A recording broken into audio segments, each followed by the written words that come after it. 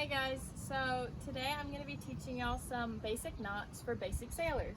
So these are some of the knots that we would be teaching y'all in the basic class at Camp Casamari for the Mariner program. So the first one we're going to start off with is a stopper knot, also called an 8 knot. Now for the 8 knot, you make a little loop and have the end, and it's like you're giving the rope a hug.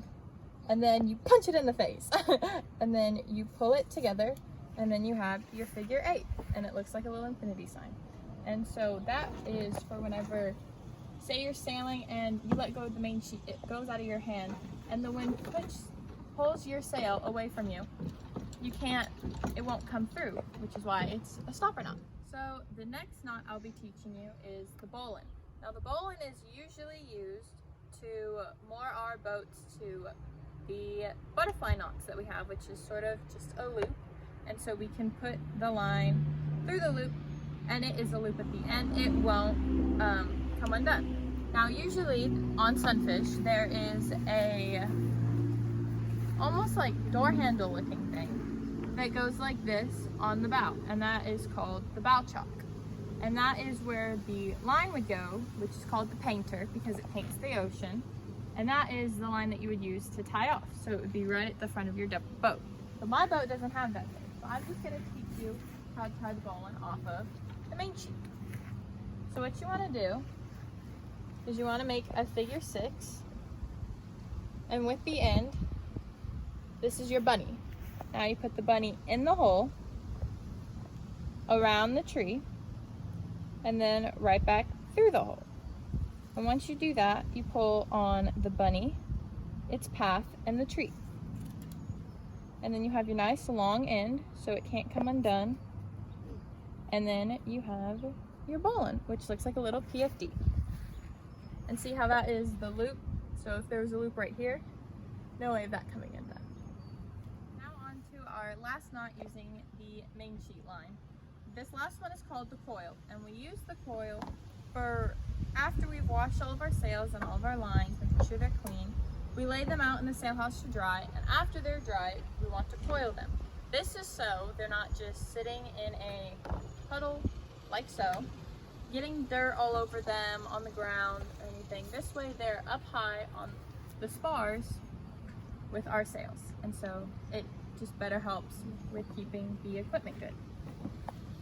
What you want to do is take the end in one hand, place it like that, and you do the circle about the size of your elbow, and then you take it off your elbow.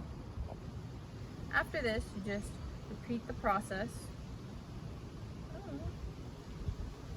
and make the circle, the loops about the same size as before. And you want to leave yourself enough room so then you can create an X. There's your X. And just roll the coil all the way up.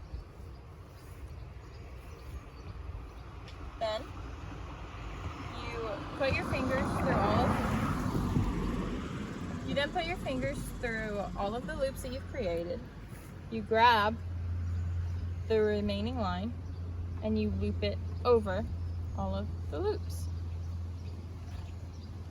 creating your finished coil. Now moving on to your halyard line. Now your halyard line is used to hoist your sail up and down from the mast. And the way that we keep them hoisted up is by the cleat knot. So the cleat knot, you want to wrap it around. You can wrap it around once or twice. I just wrap it around once. You go underneath one of the cleats, and then you twist it and loop it to where it looks like that. Real simple knot. There are a lot of different ways to do this because some girls like to go twice around and then loop it. But it really just depends on the type of girl and how she prefers to tie her knots. But either way, the sail will still stay up and it's secure no matter what. Now, the last knot that we teach our basic girls is called the clove hitch. Now, the clove hitch isn't really something that you use in your basic class or on a sailboat really on a normal day. But what it's used for is towing, and we teach the girls how to tow in and tow out during the mate class. So just imagine this, a big tow bag instead of the tiny line that it actually is. You take the line of it and you're gonna wanna wrap it around your mast, but we're gonna use the boom right now, just so you can see.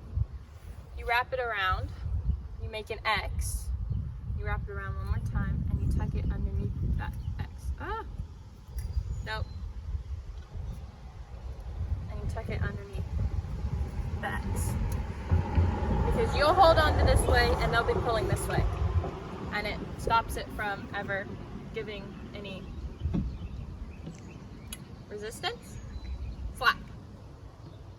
It stops it from giving any slack between the pushing and the pulling of the knot. So thank you for watching this short little knot tying video on the basic girls, and I hope it helped. For any questions that you had on tying the knots. Bye guys.